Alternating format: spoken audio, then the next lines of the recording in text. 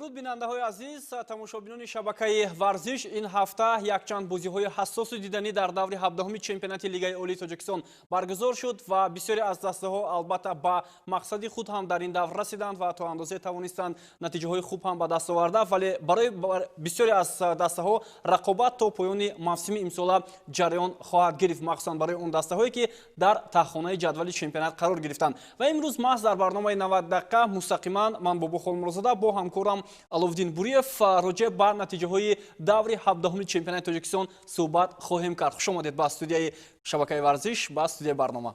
саломат бошед. дуруд ба шумо бинандагони гиромӣ. мо шодем ки бо шумо ҳастем ва ҳамеша шумо бо мо ҳастед. мо инро эҳсос мекунем ва ҳоло ҳам дар ин намоиши зинда ки мо шумо мебинед, ман фикр мекунам ки ҳама гӯш мекунед ки мо чӣ мегӯем. Бале, воқеан ҳам мо роҷеъ ба ҳассосият ва махсусан камбудиҳои дастаҳо гуфта мегузарем дар барномаи 90 дақиқа мисли барномаҳои пешина. Хуб, биёед дӯстони арҷманд ба натиҷаи бозиҳои даври гузашта ки рӯзҳои шанбе ва якшанбе баргузор шуданд мутаваҷҷеҳ мешавем. 5 бозӣ чун ҳамеша баргузор шуд. Сараввал дастаи Регард Ҳадас бо як голи задаи Доро Бергашев ғалаба ба даст овард бар тими Файзкан. Куктош дар дақиқаҳои иловагӣ натавонист албатта ғалаба кунад ва мусовии бо Исаравшан фикр мекунам бештар ба дастаи меҳмон натиҷаи хуб буд. Хатлон бошад дар майдони худ бори аввал дар мавсими имсола ба бохт рӯбарӯ гардид дар Лигаи Олии Тоҷикистон. Онҳо аз Хуҷанд мағлуб шуданд. Клуби марказии варзиш Артиш бошад аввалин бор Истиқлолро дар мавсими имсолаи чемпионати Лигаи Олӣ шикаст дод ва душанбе 83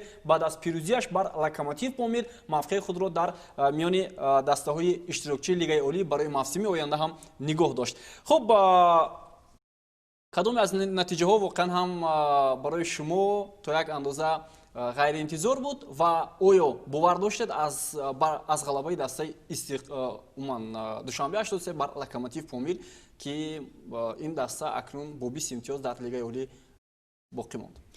ташаккур. дар ҳақиқат дар ин бозие ки буд барои душанбе 83 ки дар майдонаш бозӣ мекард ғалаба кардан ҳатмӣ буд.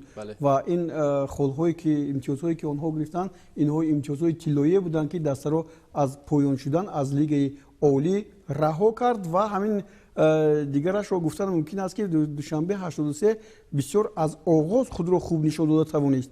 баръакс Локомотив бошад бубинед дар нимаи аввали бозиҳо он қадар дар нимаи марҳилаи аввалро дар назар дорам хуб бозӣ накард ва мо гумон кардем ки дигар Локомотив ба худ намеояд ва то лаҳзаҳои охир ин Локомотив дар зинаи поёнӣ дар зинаи охири ҷадвали мусобиқот қарор гирифт, вале бо ду ғалабаш ӯи даста тавонист аз он ҷо як нафасе рост ба пеш барояд ва тавонад ки аз ҷое ки ба Лигаи якуми афтанд боло равад. вале дастпарарони Мубин Эргашев то ба анҷом натавонистанд ки дар бозиҳои минбаъдае ки ҷои худро устувор кунанд хубтар ҳунар намоӣ кунанд ва тавонанд ки имтиёзҳои заруриро ба даст оранд. Хуб, дар мавриди он ки чаро шогирдони Мубин Эргашев дар ин бозӣ яке аз бадтарин бозиҳои худро баргузор карданд, фикр мекунам бояд барои онҳо финал мебуд ин рақобат. мо баъдан гуфта мегузарем дар ҷараёни шарҳу тавзеҳи бозии дастаи душанбе 83 ва Локомотив. Ва биёед сараввал ба бозии пурголи ин давр мутаваҷҷеҳ мешавем ки Хатлон дар майдони худ бори аввал ба бохт рӯбарӯ шуд аз бошгоҳи футболи Хуҷанд ва мухлисон ва ҳаводорони футбол умуман мо ҳам бори аввал як бозии зебои дастаи Хуҷандро дидем ва танҳо 45 дақиқа буд, зеро онҳо 3 гол заданд ва ҳатто метавонистанд боз 2 голи дигар ба дарвозаи дастаи Хатлон ворид карда. Хуб, Аким Фузайлов гуфт ки албатта онҳо бозӣ ба бозӣ беҳтар шуданд ва ҳамон пандемияе ки буд, яъне бемории дунёгир ба рӯҳия ба ҳолати ҷисмонии футболбозон ҳам таъсир расонид. вале Хуҷанд дар ҳоли бозиашро хубтар кард ки аллакай мавсим ҳам ба анҷом расида истодааст. ман фикр мекунам ки на танҳо дастаи Хуҷанд инҷо масалан бозии худро пайдо кард, баръакс дар он тағйиротҳое ки дар ҳамин вохӯрӣ ба чашм расид, бори аввал масалан ба майдон омадани Манучер Ахмедов, яке аз бозигарони номии Тоҷикистон ки ҳамагӣ 8 маротиба аз курсии эҳтиётӣ ба майдон омада буд, имрӯз дар ҳайати асосӣ пайдо шуд ва баъдан Фузайлов як тарҳи бозии дигарро ташкил кард. дар хати пеш якбора Фатулло Фатуллоев, Эргашев ва ҳамчунин Дилшод Бозоровро гузошт ки ҳар се ин бозигар худро нишон дода тавонистанд. Яъне як пайвастагӣ, ҳам пасҳои головар ва ҳам он ҳолатҳое ки ба ғайр аз ин метавонистанд ки футболбозони соҳили сир ки дар қисми аввали вохӯрӣ на танҳо 3 тӯб балки 5 тӯб ба самар расонанд. Дилшод Бозоров дар мавриди як ҳамагӣ як қадам мондан аз дарвоза тӯбро ворид накард. Инчунин худи гӯем Ҷаҳонгир Эргашев як ба як ҳамаро фиреб дод, танҳо дарвозаи холӣ буду тӯбро ба он ҷо назад.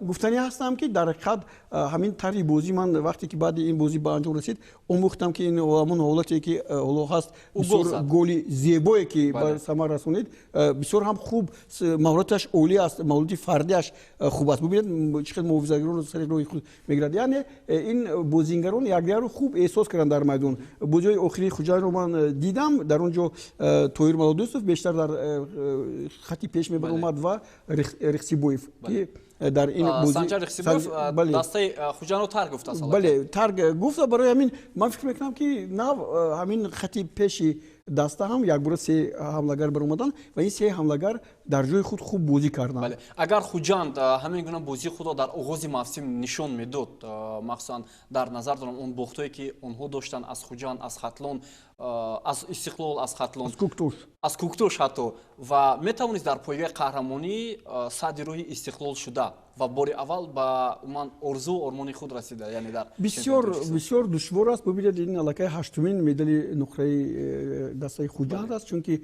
хуҷандиҳо як унвони чемпионӣ надоранд, дигар ҳама чиз дар онҳо мерасад. Масъалаи маблағгузоришон хуб аст.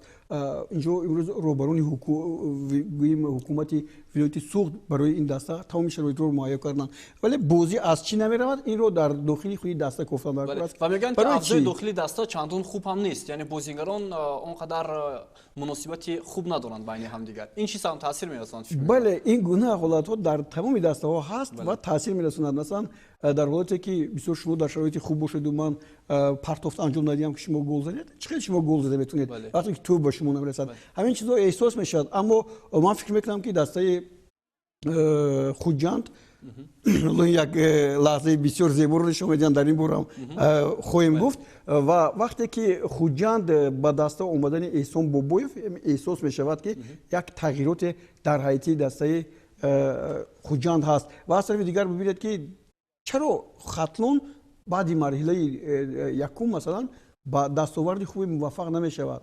2 бохт ва 5 мусовӣ. Сабабашро шумо дар чӣ мебинед? Сабабашро дар он мебинам ки пеш аз ҳама инҷо рафтани Эҳсон Бобоев ва Наимҷон Иброҳимзода. Ин ду бозингарро бояд дастаи Хатлон ба Хуҷанд намедод. Инҳо бояд месоданд. Вале чизи дигаре ки дар бозии охирин аён буд, ин набудани боз як бозингари дигар ки мо Кароматло Саидов аст ки ӯ маҳз дар хати мобайни дастаи Хатлон яке аз сутунҳои асосӣ буд ва бозигузори тавассути ӯ сурат мегирд. дар ин бозӣ ӯ ҳузур надошт. Бале, хуб, баъдан мегӯем дар мавриди Кароматло Саидов ва биёед ба ҳамон ду голе ки дастаи Хатлон зад мутаваҷҷеҳ мешавем. Онҳо баргаштанд ба бозӣ дар қисми дуюм ва то як андоза нисбат ба дастаи Хуҷанд бозӣ беҳтар ҳам анҷом дода тавонистанд.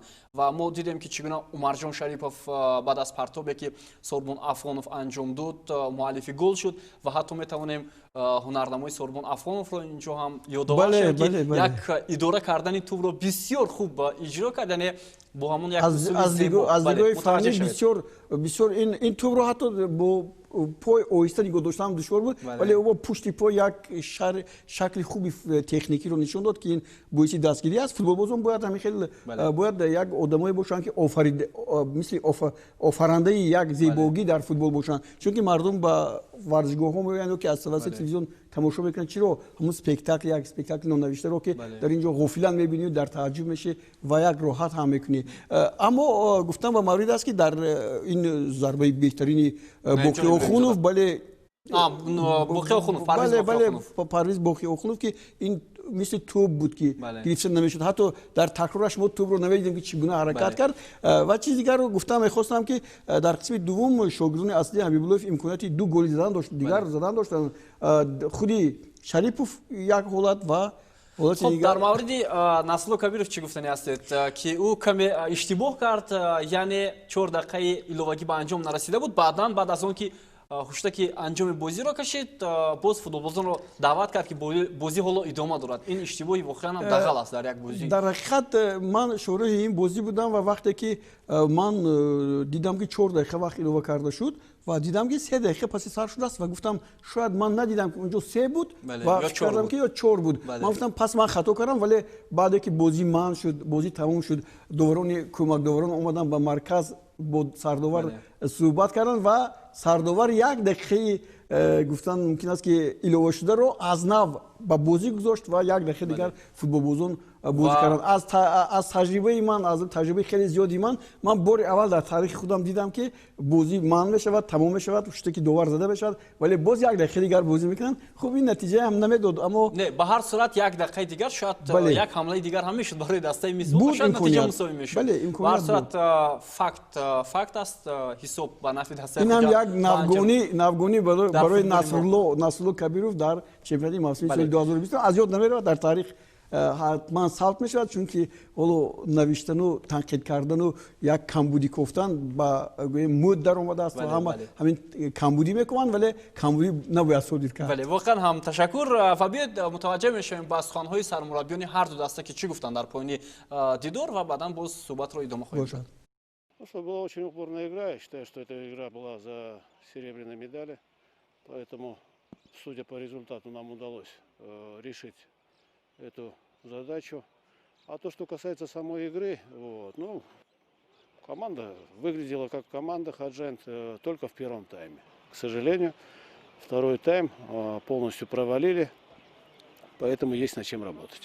پیش از همه خواستم دسته مهمون رو با غلبه تبریک کنم. بعد فکر میکنم که رقابت برای جای سوم دوام دارد، ولی دو دور دیگه در قفو هست و باید امیر قید کرد در قسم اولی بازی حریف ما رو از جهت خطاگی های تاکتیکی جزا داد، خصوصا در خط محافظت بچه‌ها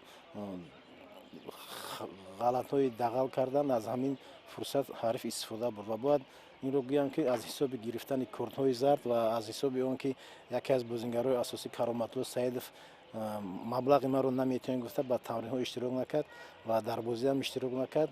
در مابین بازی، در مابین میدان، در موقع او بازیگری جوان رو استفاده بردیم. نظرزاده رو خیلی که شما شاهد بودید از عهده وظیفه کار برآمدن نتوانست و در قسم اول همین خطاگاه جوان ما رو از طرف چپ سعیدشاه بازی کرد. خطاگی های جوان بازیگرای ما رو استفاده بردن، حریف 3 گل به ثمر آورد و در قسم بازی کمتر تغییرات انداختیم، چون که در قسم اول بازیگرا حرکت کردن بسیارتر با پرتافای دراز هجوم رو سر کردن. با ما یگان امکانیت نبود در این حالت. در قسم دوم تاکتیک رو کمتر عوض کردیم، بچه‌ها با خود اومدن بازی خوب نشون دادن، ولی متاسفانه نتیجه بازی به نفع دسته مهمانان شد. خب دوستان عزیز، حسنی حبیب‌اللهیف سرمربی دسته خطون اشاره کرد که نبودن یک بازیگر واقعا هم تاثیر رسونه. شما بالاتر گفتید در مورد کرامت‌الله سعیدов که باز هم روشن‌تر مربی این دسته گفت. حالا افزای این دسته چگونه است، وضع مولوی چگونه است، بیاد از خود کرامت‌الله سعیدов پرسون میشویم، بازیگری دسته خطون که حالا ما امکان داریم در تماس شویم با فوتبالبازی سابق دسته جوانان کشور و فوتبالبازی کنونی دسته خطون کرامت‌الله سعیدов. از کارگردان خواهش میکنیم که ما رو پیوست کنند با این بازیگر. کرامت‌الله سلام.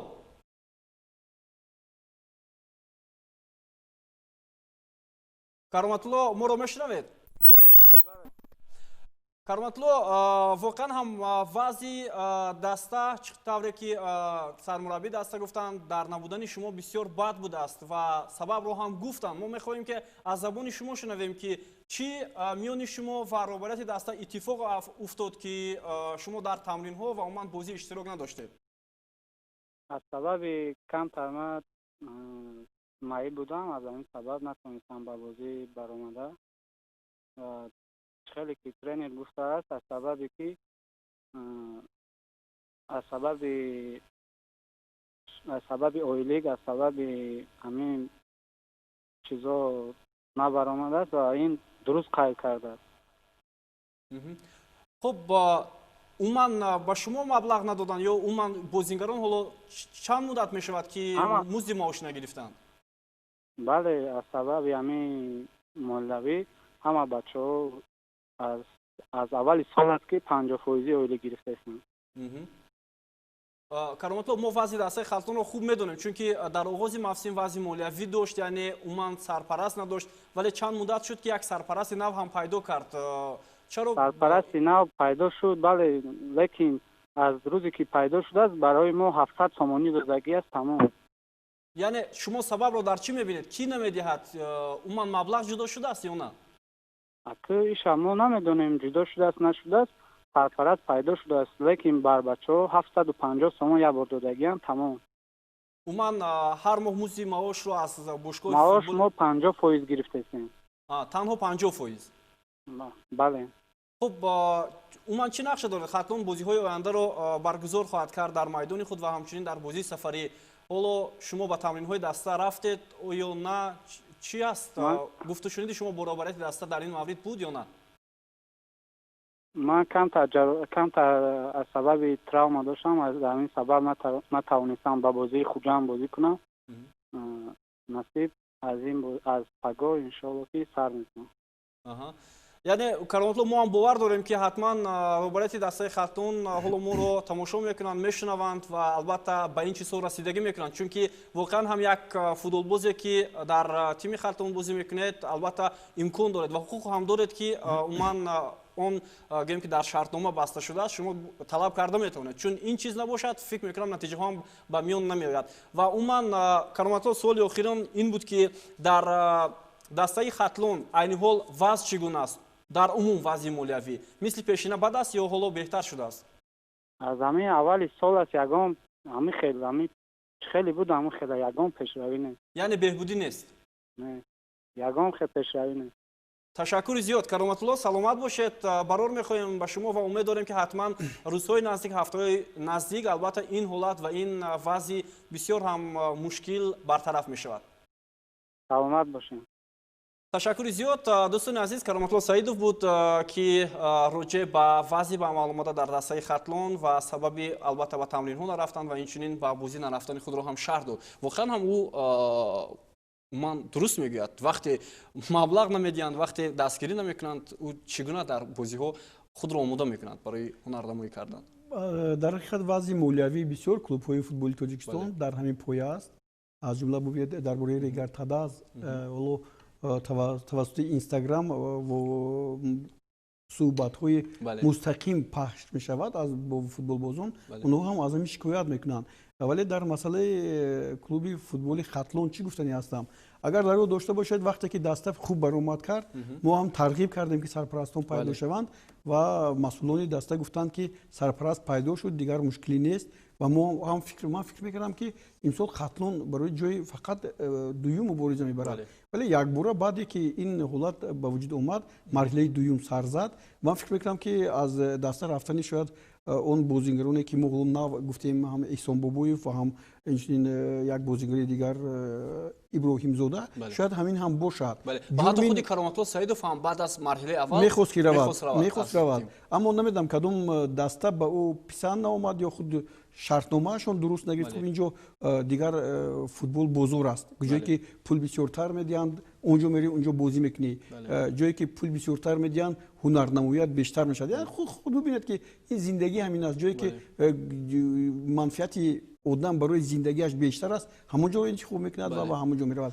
фикр мекунам ки Кароматулло Саидов ин мушкилиҳояшон шояд ҳаллу фасл мешавад, чунки ин яке аз дастаҳои номии Хатлон аст. як дастае ки таърихи бузург дорад бо вахш, дастае ки барои Помири Душанбе дар замони Иттиҳоди Шӯравӣ беҳтарин бозигароро тарбия кардааст ва инҳо роҳи халосиро меҷӯянд. ҳоло бисёр баҳсҳо дар бораи он меравад дар Инстаграм, дар шабакаҳои иҷтимоӣ ки дар Тоҷикистон бояд 10 даста не 12 даста пайдо шавад. аммо агар бигзор ки 10 даста не 12, 14, 16, вале дастаҳое ки бемузду масалан бесарпарасту бемаблағ бошанд, чӣ дар кор аст? Масалан бале футболбозон дар нимароҳ мемонанд, намедонанд ки аз куҷо маблағ гиранд, чӣ кор кунанд. як замоне ин тақрибан солҳои 2003-2004 вақте ки мегуфтанд ки футболбозони дастаи фалон дар фалон ҷо масалан такси кирокаш ҳастанду пул меёбанд, ин ҳамин вазъиятҳо ҳам дар ҳамон ҳолатҳо буданд. дар ҳама давру замон масалан агар ҳамин ҳолатҳо намебуданд, дастаи Варзоби Душанбе барҳам намехӯрд, дастаи Химаи Душанбе барҳам намехӯрд, дастаи Ситораи Душанбе барҳам намехӯрд, дастаи Бозрасии давлатии автомобилӣ шикаст намехӯрд. далерон Телеком. уротепа истаравшан телеком ин дастаҳое буданд ки тақрибан 10 дастае буданд ки аз нигоҳи молиявӣ фасод шуданд ва дар натиҷа ҳамин азимати молиявӣ ба онҳо сабаб шуд ки имрӯз ҳузурашон нест, номашон нест, дар бораи номашон чизе гуфта намешавад. Ин як давре ҳаст ки бояд, ман фикр мекунам ки пеш аз ҳама дар роҳбарияти дастаҳо бояд менеҷерҳои бақувват бошанд. Менеҷерҳои бақувват чӣ кор карда метавонанд? Пул ёфта метавонанд. Пул ёфтан ин бозии хуб аст. Пул ёфтан ин сифати масалан ҳамун даста ҳаст. Яъне дар ҳамин агар на танҳо нигоҳ кардан ба ҳукумату дигар, не ки ёфтани маблағҳои дигаре ҳам ҳастанд ки барои ривоҷи футбол кӯмак мерасонанд. Аз тарафи дигар барои Тоҷикистон ҳам фикр мекунам ки шояд акун душвориашро ман намедонам, лекин барои 10 дастаро нигоҳ доштани масалан ҳукуматҳо он қадар душвор набошанд. Биёед ба таҷрибаи дигар давлатҳо нигоҳ мекунем. Биёед ба сипоҳон, яъне ин афсарон мисли клуби марказии варзиши артиш ки дар мо ҳам ҳаст, дур намеравем, ё худ шурта дар Ироқ, полисайҳо, яъне ин мақомотҳо намедонам аз ҳисоби ҳукумат ё ки аз ҳисоби чӣ маоши муайян ҳаст, маблағи ҳавасмандкунӣ ҳаст. Инҳо таҳризӣ ба он дараҷа шудаанд ки дастаҳо дар давоми як сол камбудие намеҷӯянд ва мисли ин мушкилоте ки ҳоло ҳаст дар онҳо пайдо намешавад. Ташаккури зиёд, бисёр як маълумотҳои аҷиб. Ва биёд акнун мутаваҷҷеҳ мешавем ба бозии дигар миёни клуби марказии варзиш артиш ва Истиқлол ки бохти аввалини Истиқлол дар чемпионати мавсими имсолаи лигаи олӣ буд. Бо тафовути 1 гол бо ҳисоби 1-0 шогирдони Сергей Житский ғалаба карданд. Ва чун анъана шудааст барои клуби марказии варзиш ки ҳамасола дар поёни мавсим ҳатман бар Истиқлол онҳо ғалаба ба даст меоранд. Ин аз чӣ сабаб аст? Сабабаш яъне аллакай унвони чемпиониро ба даст овардани Истиқлол пешакӣ ё чизи дигар?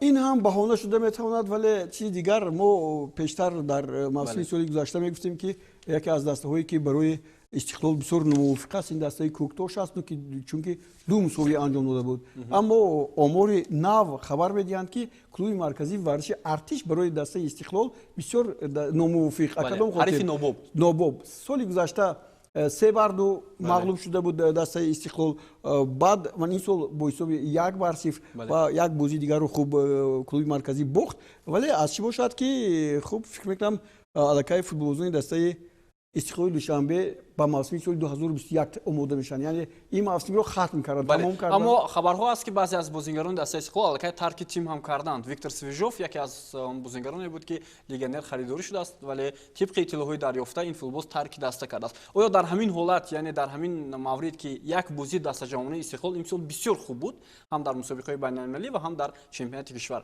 ва ин таъсир намерасонад ба андешаи шумо? Солҳои пешинам бинед Истиқлол баъде ки ҳунарнамояшро дар ҷоми конфедератсияи футболи Осиё ба анҷом мерасонд, ҳамаи легионерҳои худро ҷавоб медод ва онҳое ки ояндадор буданд, масалан мавсими соли оянда масалан онҳо метавонистанд ба даста кӯмак кунанд, онҳоро нигоҳ медошт. Вале имсол ба ҳар нав хеле дурудароз дар як фосилае ки бозиҳои ҷоми конфедератсияи футболи Осиё баргузор нашуданд, барои нигоҳ доштани бозингарони зархарид, яъне тиллоӣ бисёр маблағи калон ҳам зарур буд. Лекин ба ин нигоҳ накарда Истиқлол, роҳбарони Истиқлол тавонистанд ки ин бозингаронро то ба анҷом нигоҳ доранд. Ва фикр мекунам ки акнун ки Истиқлол дар соли оянда дар Лигаи Чемпионҳои Осиё бозӣ мекунад, ҳаяташро боз мукаммалтар мекунад, аз ин бозингарон пурзуртар пайдо мекунад, то ки шарафи Тоҷикистонро дар Лигаи Чемпионҳои Осиё хуб муваффақона ҳифз намояд. Ва дар ҷараёни бозӣ як бозингари Истиқлол корти сурх гирифт, Зоир Ҷурабоев, ва ин дар 16 дақиқаи поёни рақобат буд, яъне 16 дақиқаи дигар бо шумораи кам бозӣ кардан футболбозони Истиқлол. Ин ҳам таъсир мерасонад ба рафти бозӣ? Бале, таъсир мерасонад, аммо аз нигоҳи аввал вақте ки ин бозиро ман мушоҳида кардам, бисёр лаҳзаҳои хуби голзанӣ барои Истиқлол ҳам вуҷуд дошт. Аммо инҷо онҳо ба ҳадаф нарасиданд ва дастаи клуби марказии варзиши артиш ки барои ӯ имтиёз ба даст овардан бисёр муҳим буд, бисёр як бозии хуб нишод. Хуб 1-0 ман фикр мекунам ки аз ин натиҷа, чун клуби марказии варзиши артишам барои ҷои сеюмро гирифтан акай дар канор шуд. Хуб мубориза мебарад барои ҷои чорум, лекин барои ҷои сеюм ҳам фикр мекунам имкони хеле хуб дорад. Не, ҳозир ман фикр мекунам ки ин чиз шояд ин ҳамун корти сурхе ки шумо гуфтед, ман фикр мекунам ки барои ҷои сеюмро гирифтан дигар барои Истиқлол душвортар аст ин бозӣ барои клуби марказӣ. бахши клуби марказӣ гуфтам, маъзарат мехоҳам, чунки инҷо Коктош ва Хатлон ҳам ду бозии дигар дорад. бозиҳояш бо ҳамун дастаҳое ҳастанд ки масалан бисёр имконияти бади аз лиги олӣ рафтанро дорад. Масалан Локомотив Помир бо Хатлон бозӣ дорад, бо як бозии дигар. Яъне инҷо клуби марказии варзиши Артиш аллакай шояд ягон зарра имконияти дошта бошад ки ҷои сеюмро бигирад, аммо ин фикр мекунам ки ногузир аст. ин фикри ман. хуб ба ҳар сурат ба андешаи шумо клуби марказӣ пурқувваттар буд ё барои Истиқлол лозим набуд имтиёз? шумо бубинед, барои Истиқлол нолозим буд ё лозим набуд. дар бозиҳои охир Истиқлол метавонист хеле барвақт чемпион шавад, аммо натавонист. баъдан шикасти ин даста аз дастаи Равшани Кулов дар доираи ҷом ин аллакай як таъсири худро гузошт. ҳарчанд дар он ҷо бозигарон дигар буданд, аммо ин ҷо дидем Манучер Ҷалилов, Бобоев баромад ба бозӣ. яъне пештар мо вақте ки мегуфтем ки дастаи Истиқлол бо ҳайати дуюми худ кадом дастае ки набошад аз Тоҷикистон мағлуб мекунад, хато баромад. Чунки дидем ки дигар дастаҳо ҳам аллакай Истиқлолро хуб омӯхтанд ва бо он ҳайате ки каме ҳам мукаммал нест, метавонад ки ба бохт рӯбарӯ шавад. ин натиҷааш ҳамон клуби марказии варзиши Артиш. агар соли оянда гӯем ки он вақт клуби марказии варзиши Артиш барои ҷои сеюм мубориза мебурд, ин баръало буд. аммо ин ҷо клуби марказии варзиши Артиш ҳарчанд мубориза мебарад, аммо имконияташ камтар аст.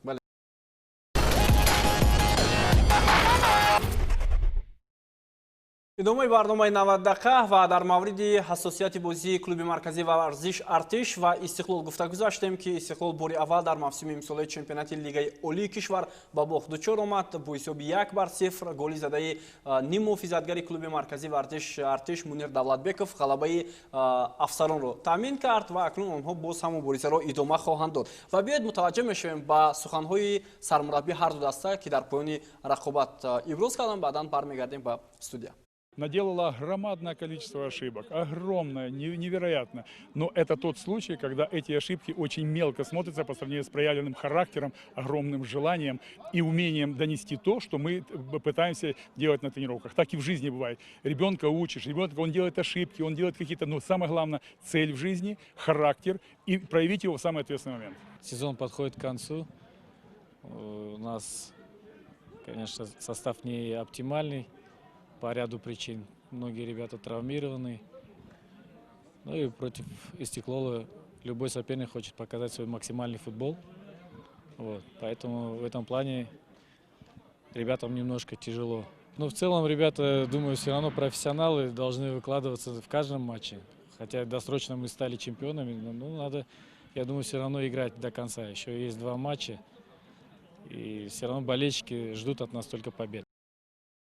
хуб хислат ва характере ки сармураббии дастаи клуби марказии варзиш Артиш гуфт Сергей Жицкий, агар ҳамин ҳолат дар бозии қабли онҳо муқобили Локомотив Помир ҳам мебуд, онҳо боз ҳам барои зинаҳои ифтихорӣ хубтар мубориза мебурданд. бале, дар ҳақиқат ҳамин хел ҳаст. ман аз он шод ҳастам ки яке аз бозигароне ки ман бисёр эҳтиромаш мекунам ин Мунир Давлатбеков буд ки дар мавсими соли 2020 аввалин голашро зад. дар Коктош бозӣ мекард. як бозигари хеле хуб ҳам ҳаст.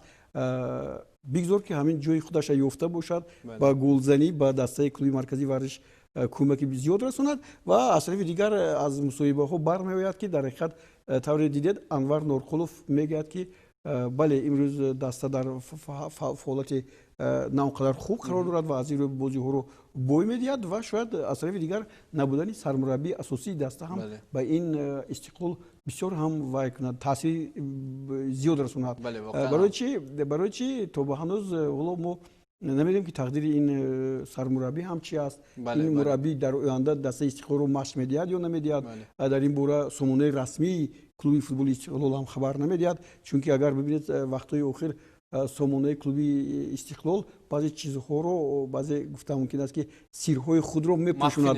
ҳатто барои кадом бозигар ба ин даста меомад. аз аввали сол мо хеле гаранг будем ки чӣ гуна як хабаре пайдо кунем ки дар бораи навгониҳо дар бораи Истиқлол ҳарф зананд, аммо ин навгониҳо набуданд. ва ҳоло ҳам ҳамин тавр ҳаст. вақте ки мепурсем ки сармураббии асосии дастаи мо Левченко куҷо ҳаст, саволи ба ҳар ҷавоби сурат дуруст нест. ба ҳар сурат баъд аз он ки дар ду бозӣ хориҷ карда шуд ӯ умуман иштирок бояд намекард дар бозиҳо ва ҳамчунин иттилоъ ҳаст ки ӯ ҳамон гӯем ки марҳилаи омӯхтани дараҷаи гӯем ки литсенсияи проро дар Украина омӯхта истояд. Шояд ин хабарҳо фикр мекунам то ҳол расмӣ нестанд тибқи иттилоъҳое ки дарёфта. Ба ҳар сурат фикр мекунам Левченко зудтар агар баргардад ба Истиқлол боз ҳам хубтар мешавад, махсусан қабл аз бозиҳои ҳасоси Лигаи Чемпионҳо. ҳам Регар Талас ва ҳам Файзкан дар бозиҳои даври мавқуфмондаи 15-ум ва бозии даври 18-ум барор мехоҳем ки бозиҳои худро баргузор мекунанд ва акнун ба дидори охири ин давр мутаваҷҷеҳ мешавем ки дар варзишгоҳи ноҳияи Рӯдакӣ баргузор шуд. Кӯктош дар майдони худ бо Истарафшан рақобат кард. Барои ҳар ду дастам имтиёз дар ин рақобат бениҳоят муҳим ба ҳисоб мерафт ва Кӯктош ғайри чашм дошт дар оғози рақобат муқобили дастаи Истарафшан голи тезкор ба дарвозаи худ сар дод ва ин то як андоза нерӯи шогирдони Маҳаммадҷон Ҳабибуллоевро ҳам дигар кард ки дар қисми аввали рақобат онҳо куллан бозии худро дигар карда, яъне тавонистанд, яъне ба бозии баргаштани дастаи Кӯктош баъд аз ҳисоби 1-0 ки футболбозони дастаи Истарафшан аз зарбаи ҷаримавӣ ҳисобро албатта боз кардан тавонистанд баргашта.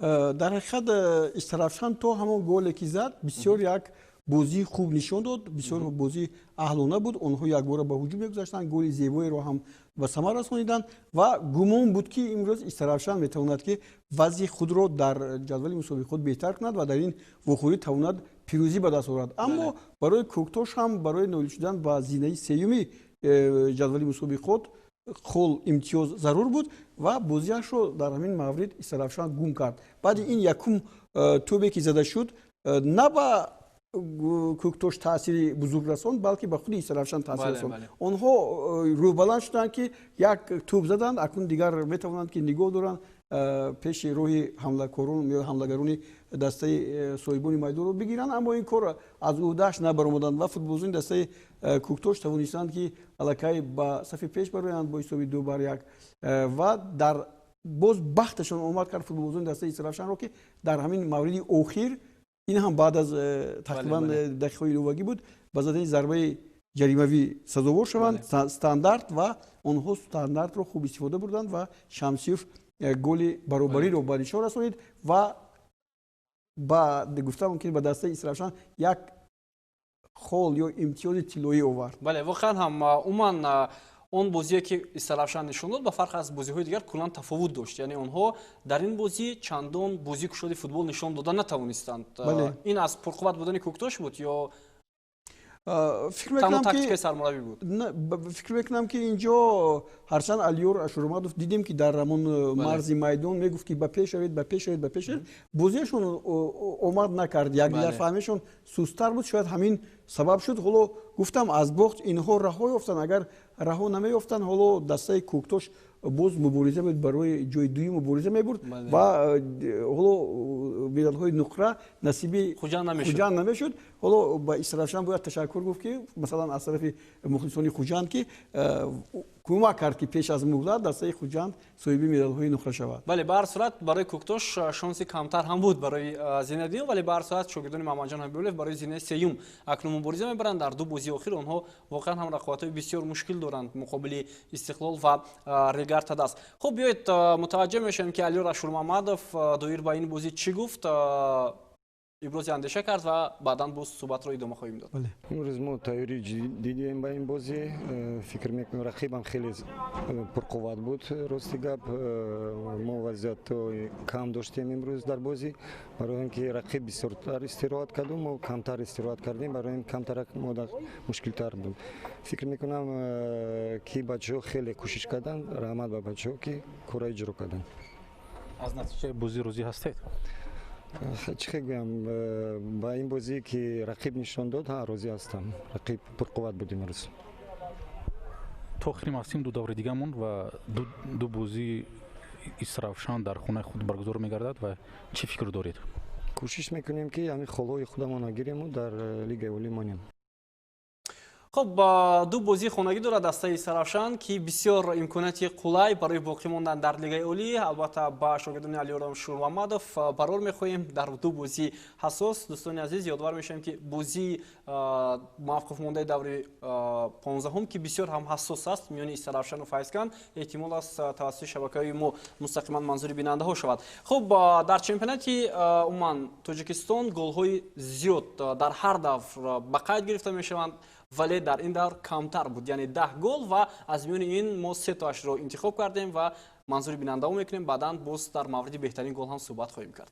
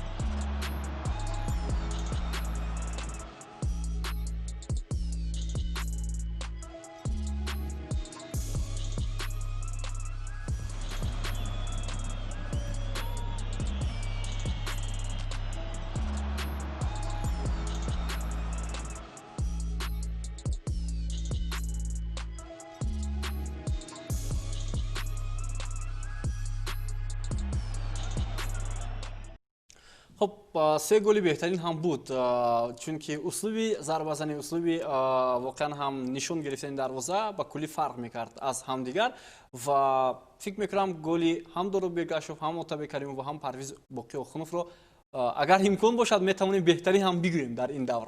در حقیقت از 10 گلی که شما گفتید 3 تاش بهترین هستند. باز یک گل دیگر هم اینجا من فکر میکنم که موندن ممکن بود، باز یک گل دیگر زیبا بود. خب به هر نوع اینجا گل بازیگران خوجان رو در نظر دارید؟ بله اینجا بازیگران خوجان هم گل‌های نهایت زیبا زدند. بسیار گل‌های غلطی چون که نمیشود از بین این 3 گل یکی بهترین رو انتخاب کرد. یعنی به هر نوع ببینید 2 گل از استاندارد است و سومش از ضربه کنجی که با سر زده شد.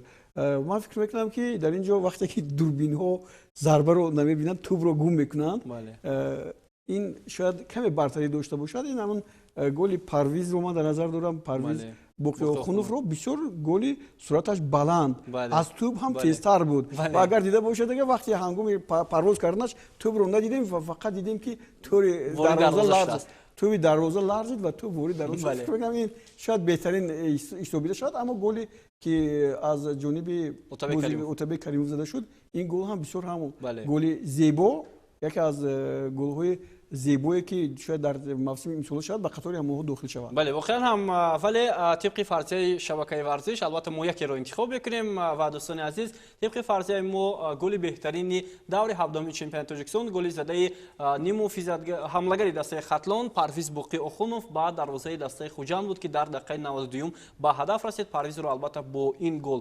تبریک میگویم و از او باز گل‌های زیباتر رو در دورهای دیگری چمپیونات انتظار هستیم. خب دوستان عزیز در پیش ما رو البته حیات رمزی دور بهترین های دور 17 انتظار است و بیا شروع میکنیم معرفی بهترین فوتبالبازان دور 17 چمپیونات تاجیکستان رو. خب شروع میکنیم از دروازه‌بان. دوستان ارجمند عموما نامزدها زیاد بودند برای در حیات رمزی در موقع دروازه‌بان قرار گرفتند. اونجا البته میتونیم ایوان پانامارنکا همچنین میتونست شوروخ قرقیزبویف شامل شود و عظیمجان قرایف و اینچنین باز دروازه‌بان‌های دیگر، ولی ما انتخاب کردیم دروازه‌بان دسته دوشنبه 83 که باری اول با حیات رمزی ما شامل میشد. ولی درست است. بله درست است. همون یک گویم سیف یا خود در امن گذاری دروازه‌ای که او صادر کرد اصلا بهترین بود. بله واقعا سیف چون که در بسیار ببینید در بسیار چمپیونات ها امنی بهترین یعنی سیفی بهتری رو انتخاب میکنن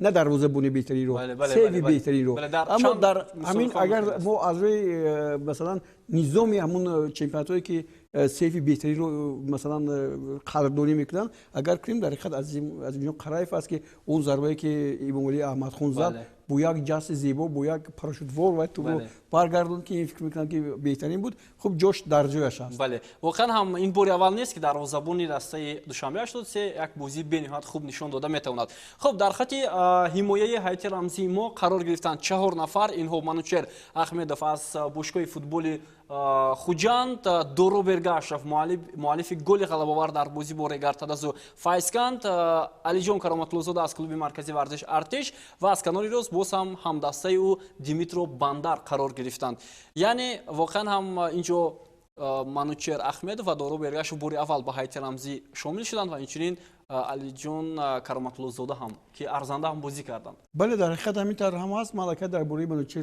ба шумо гуфтам ки имсол аллакай нӯҳум бозиашро гузаронд ва бори аввал дар ҳайати асосӣ ба майдон омад ва маҳз якум партофте ки бо гол анҷом ёфт не дуюм партофте ки гол ба фатҳулло партофт ҳам муаллифи гол шуд ин маҳз заҳмати ҳамин манучер буд ва манучер хеле худро хуб нишон дод маълум аст ки дар ҳолати хуб аст бале 2 соли охир дар ҳайати дастаи хуҷанд ӯ кам ба майдон меояд аз даврае ки мисалан соли гузашта буд ин сол левченко баъд ин лазаревич омад дар ҳайати дастаи хуҷанд вале ҳоло бовар кардааст сармураббӣ ҳаким фузайлов сармураббии дастаи хуҷанд фикр мекунам ки манучер аҳмедов ҳоле дар ҳамун вақти ҷӯшу хурӯшу дар вақти қувватнокияш дар бозӣ нишон додан яъне ӯро ҳоло аз мо наметавонем ки гӯем ки дигар манучер аҳмедов наметавонад ки мисалан дар дастаи мунтахаб бозӣ кунад на ӯ имконияти хуб дорад якум қаду басташ барои ҳамчун муҳофизатгар ҷавобгӯи қоида аст خب алиҷон кароматуллозода ҳам бисёр хуб бозӣ кард бори аввал дар маркази хати дифои дастаи клуби маркази варзиш артиш ҳамроҳ бо комрони мирзохон хоб дар хати нимуҳофиза фатулло фатуллоев ҳикмат расулов мунир давлатбеков азизҷон шамсиев шояд каме мавқеи нимуҳофизатгарон фарқ ҳам кунад аз бозие ки онҳо карданд ба ҳар сурат онҳо нимуҳофизатгар ҳастанд ва мо ҳам интихоб кардем мавқеи онҳоро дар ҳайати рамзӣ дар ва боз як нафари дигар ба ҳайати рамзӣ дар мавқеи нимуҳофиза қарор гирифт ки панҷуми нимуҳофизатгар буд ин албатта легионери душанбе 83 идрис амину буд ки дар ин рӯйхат ҳам шомил гардид аз коргардон хоҳиш мекунем ки ин футболбозро ҳам ба мо нишон бидиҳанд 5 нимуҳофизатгаре ки воқеан ҳам натиҷаҳои хуб нишон дода тавонистанд дар ин даври чемпионат бояд дар ҳақиқат дастаи коктош аз ҳикмат расулов бисёр баҳра бурд имсол бо омаданаш масалан каноре ки ҳикмат расулов бозӣ мекунад бисёр ҳам хуб ва бозӣ аз ҳамон каноре ки ҳикмат расулов ҳаст ҳамеша тезтун мегузарад ва партобҳояш ҳам бисёр муҳим дар вақташ ва он ҷое мепартояд ки ҳамлагар он ҷо ҳаст хуб дар бораи фатҳулло фатҳуллоев тавсил бештар намекунем фатҳулло фатҳуллоев дар ҳақиқат футболбозе ҳаст ки мисли ӯ кам футболбозон ба воя мерасанд идрису амину ҳам вақтҳои охир бозии хуб нишон медиҳад ман дар бораи мунир давлатбеков гуфтам ки голи аввалинашро дар мавсими соли 2020 зад ин бозингари пештар гуфта будам ки коршиноси шумо бисёр мегуфт ки бисёр хубу аммо кам ҳаракат мекунад дар ҳаққи ҳаракаташ дар ин бора мо чизе намегӯем азизҷон шамсиев ин бозингари асосии дастаи истаравшан ҳаст ва як ду муддат тақрибан 2 давр пеш ӯ дар ҳайати даста набуд ва ман пурсон шудам ки чаро азизҷон шамсиев ки пештар дар ҳайати даста ҳамеша буд набуд аммо бо омадани масалан салам ашуромадов ино дастаи истаравшан бисёр мавқеи хуб пайдо кард барсад мо аз азизҷон шамсиев ман умед дорем ки мисли падараш ҳамчун бозигари воқеан ҳам ботаҷриба бошад чун шӯра шамсиев на танҳо дар тоҷикистон балки берун аз ҳамчун футболбози ботаҷриба хуб медонад хуб як нафар ба ҳайати рамзӣ дар хати ҳамла қарор гирифт ин ҳам ҳамлагари дастаи хуҷанд ҷаҳонгир эргашев буд бори аввал баъд аз баргаштанаш ба ин даста мо як бозии ҷолибро аз сӯи мутаваҷҷеҳ шудем дар ҳақиқат ҷаҳонгир хеле дер ба чемпионати тоҷикистон баргашт ҳамагӣ дар ҳайати хуҷанд агар масалан омурҳо хато накунанд 6 бозӣ гузаронидааст ва дар ин бозӣ дар ҳақиқат дурахшид агар ӯ голи дуюми худро ҳам мезад инҷо боз дар назди мухлисон мақому мартабааш баландтар мешуд ҷаҳонгир эргашев бисёр як мавриде буд ки дарвоза холӣ буд, гол назад. Аммо чун мо инро ба ҷои аввали нишонзанҳо мемонем ё худ ҳамлагарон мемонем, дуруст буд. Бисёр ҳам хуб кор кард дар хати пеш. бале ба ҳар сурат мо умед дорем ки боз ҳам бозиҳои хубу ҷолибро нишон дода метавонанд. Хуб ба ҳайати рамзии давр сармураббӣ ҳам интихоб мекунем ки ин сармураббӣ дастаи клуби марказии варзиш шуд, Сергей Житский. Аслан онҷо албатта номзадҳо ҳам зиёд буданд, аз тими Душанбе 83, аз дастаи Хуҷанд, вале чемпиони феълӣ ва чемпиони мавсими имсоларо дастаи ӯ шикаст дод. Ягона бохте ки аз имсол дар мавсими имсола масалан истиқлол гирифт аз ҳамин Сергей Житский аст. Хуб мо дар бораи ӯ гуфта будем ки ягона мураббие ҳаст ки аҷнабӣ ҳаст дар футболи Тоҷикистон, чунки дигар мураббиён ҳам буданд, лекин онҳо пештар дар Тоҷикистон буданду Левченко дар назар дорам. Ин ягона мураббие ҳаст ки хориҷ аз кишвари мо ҳаст. Барои ҳамин хуб ин ҷои ин ҳам хуб аст. Бигзор дилаш гарм шавад, соли оянда ҳам биёяд бо клуби марказии варзиши Артиш кор кунад.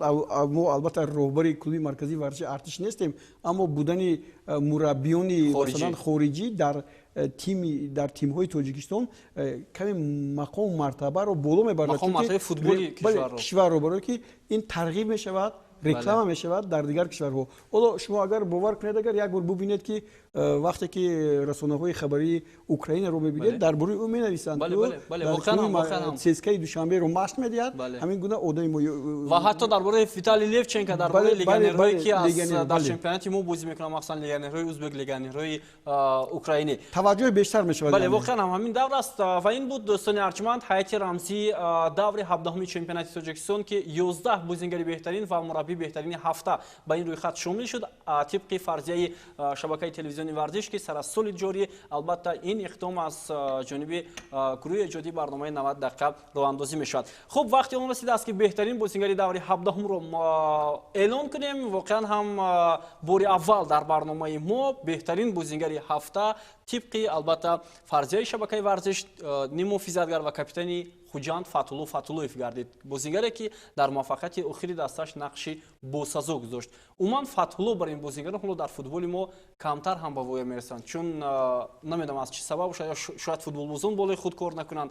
Аслан дар ҳамин мавқеъе ки ӯ бозӣ мекунад, мо як рақиб Фатҳулло Фатҳуллоев футболбозе ҳаст ки бисёр меҳнат мекунад дар майдон ва дар мавсими имсолаи чемпионати Тоҷикистон 3 маротиба дар бозиҳо беҳтарин интихоб шудааст ва ҳарчанд дар ҳайати дастаи Хуҷанд 7 маротиба ӯро иваз карданд, лекин ман фикр мекунам ки Фатҳулло имсол барои ба медалҳои нуқрарасидани Хуҷанд бисёр заҳмат кашид ва меҳнаташ арзанда аст. Бале, воқеан ҳам ба ҳар сурат мо Фатҳулло Фатҳуллоевро муборакбод мегӯем бо ин қадрдонӣ ва беҳтарин бозингари даври 17-уми чемпионати Тоҷикистон шудан аз рӯи фарзияи шабакаи варзиш. Хуб, барномаи 90 дақиқаро идома медиҳем. Дӯстони арҷманд, мутаваҷҷеҳ мешавем ба ҷадвали мусобиқа ки киҳо дар кадом мавқеъ қарор гирифтанд. Хуб, Истиқлол аллакай мавқеъи худро нобаста аз натиҷаҳои дигар мустаҳкам нигоҳ дошт. Чанд давр пеш онҳо аллакай унвони чемпиониро ба даст оварданд. Хуҷанд ҳам дар мавқеъи худ қарор мегирад, яъне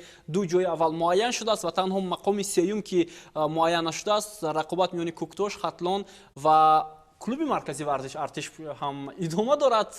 Баъдан Душанбе 83 то як андоза мавқеъи худро боқӣ монд, вале рақобат миёни Файзкан, Локомотив Помир, Истарафшан ва Регар Тадаз бо маром ҷараён хоҳад гирифт то поёни мавсими имсола барои боқӣ мондан дар Лигаи олии чемпионати Тоҷикистон. Хуб, дӯстони азиз, ба бозиҳои даври мавқуфмондаи чемпионати Тоҷикистон даври 15 мутаваҷҷеҳ мешавем ки пагоҳ шурӯъ мешавад бо як бозӣ миёни дастаҳои Истарафшан ва Файзкан ки рақобати бисёр ҳам муҳим аст ва баъдан дастаи Регар Тадаз дар майдони худ бо Хуҷанд бозӣ мекунад, Куктош бо Истиқлол, Хатлон бо Локомотив Помир ва клуби марказии варзиш Артиш бо Душанбе 83. Кадоме аз ин бозиҳоро бозиҳои марказии давр мешуморед шумо? пеш аз ҳама ин аввалин бозие ки шумо гуфтед Истарафшан Файзканд, инҷо се имтиёзи тиллоӣ истодааст ва агар дастаи Истарафшан барои ҳар ду даста агар тавонад ғалаба кунад бар Файзканд, пас Файзкандро аз худ поён мегузорад ва шумораи холҳояш ба 16 адад мерасанд ва аз нигоҳи ғалабаҳо метавонанд мавқеашро беҳтар кунад ва тавонад ки аз лиги олӣ ба поён наравад. Аммо натиҷаи мусовӣ ман фикр мекунам ки барои футболбозони дастаи Исаравшан зарурат надорад. Инҳо бояд ҳатман барои ғалаба ба майдон оянд. вале барои Файзканд хуб аст натиҷаи мусовӣ. бале мусовӣ Файзкандро метавонад ки дар лиги олӣ боқӣ гузорад, чунки як бозии дигар мемонад. Он дастҳое ки поён аз Файзканд ҳастанд, фикр мекунам он қадар хол гирифта наметавонад. Ҳоло яъне Файзканд шумо гуфта метавонад ки Локомотив дорад. Помир муқобили Хатлон наметавонад имтиёз ба даст орад. Локомотив Помир дар муқобили Хатлон ман фикр мекунам ки Хатлон кадом даста бартарӣ дорад дар ин рақобат? дар ин албатта Хатлон бартарӣ дорад. ба хотири чӣ? Ба хотири он ки бозиро бо Хуҷанд бо бохт бале ҷамъбаст кард. ин як нав рӯҳияи футболбозон нисбат ба бозиҳои дигар бештар мешавад. ин бозиро мо масалан бо бохт анҷом додем. дар назди мухлисонамон бояд ки худро як нав нишон диҳем ки мо метавонем бозӣ кардан. Регар Тадаст чӣ бартарӣ дорад муқобили Хуҷанд? Регар Тадаст бартарӣ дар ҳамон сурате дорад ки Хуҷанд аллакай соҳиби медалҳои нуқра шудааст. Хуҷанд агар ҳайти дуюмашро ба майдон орад. бале ҳамин тавр ҳам ҳаст. бале ташаккури зиёд ва дӯстони азиз, барномаи 90 дақиқа буд ки айни ҳол мустақиман манзури шумо гардид. ман бобо холмозода бо ҳамкорам Аловдин Буриев роҷеъ ба ҳассосияти бозиҳои даври 17-умин чемпионати Тоҷикистон гуфта гузаштем. ҳатман рӯзҳои албатта 29 ва 30 сентябри соли ҷорӣ бозиҳои мавқуфмондаи даври 15 баргузор мешаванд ки шабакаи варзиш ва футбол ҳам имкон доранд баъзе аз ин бозиҳоро манзури бинандаҳо кунанд ва ҳатман рӯзи панҷшанбе боз ҳам дар ҳамин студия вомехӯрем роҷеъ ба натиҷаи ин бозиҳо суҳбат хоҳем кард. хайр, сеҳатманду пирӯз бошед.